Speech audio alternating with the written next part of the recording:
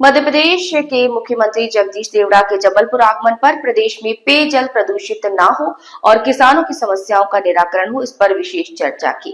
पीने के पानी के पाइप गंदी नालियों में इस कारण पानी हो रहा है दूषित। प्रश्न पर बोले, स्वच्छ पेयजल जल प्राथमिकता पर है। जबलपुर में ही पूरे मध्य प्रदेश में इस प्रकार की योजना तैयार हो रही है कि गंदी नालियों के पानी के पाइप ना हो और इसके लिए पैसे की कोई कमी ना है।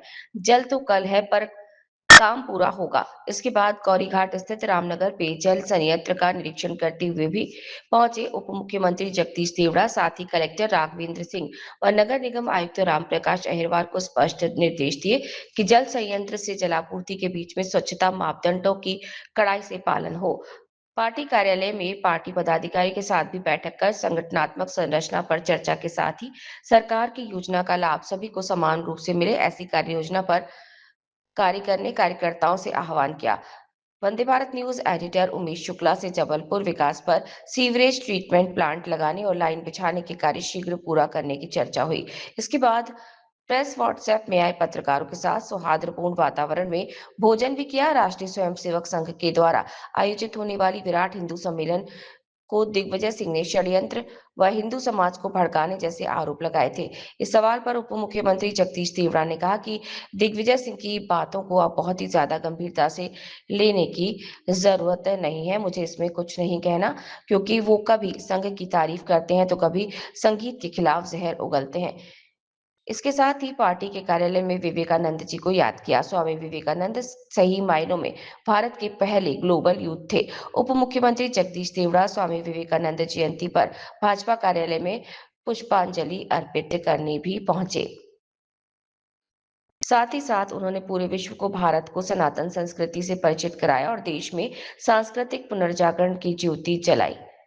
आने वाली पीढ़ियों में भी उनके विचारों और प्रेरणा लेनी चाहिए।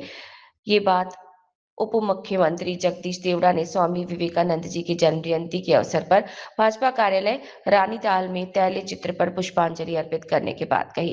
भाजपा जिला अध्यक्ष रत्नेश सोनकर ने इसलिए इस अवसर पर कहा, 11 सितंबर 1893 को स्वामी विवेकानंद ने शिकागो की धरती से पूरे विश्व को भारत का संदेश दिया था और भारतीय दर्शन में सबका परिचय कराया था।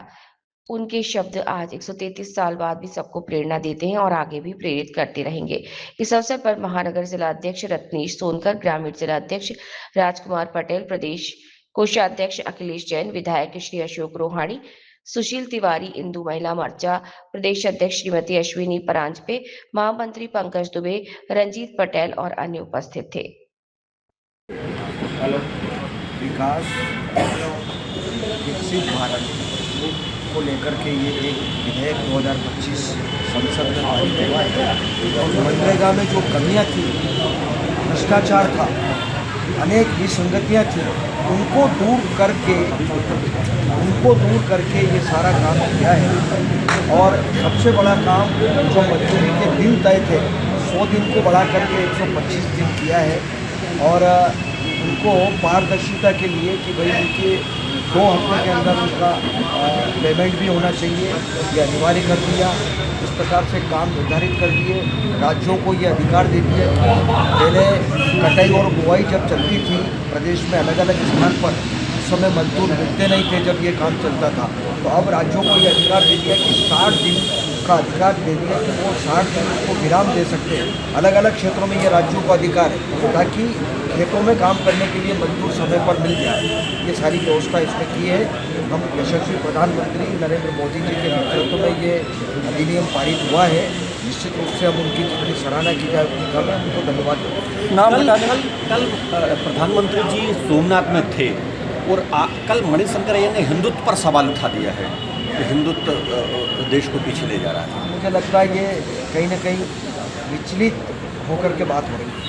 एक और सवाल है, उन्होंने कहा है मणिशंकर अय्यर ने कि भारत को ऑपरेशन सिंदूर रोककर पाकिस्तान से बात करने की ज़रूरत है, करनी चाहिए। अभी इस विषय पर तो शीर्ष नेतृत्व बोल चुका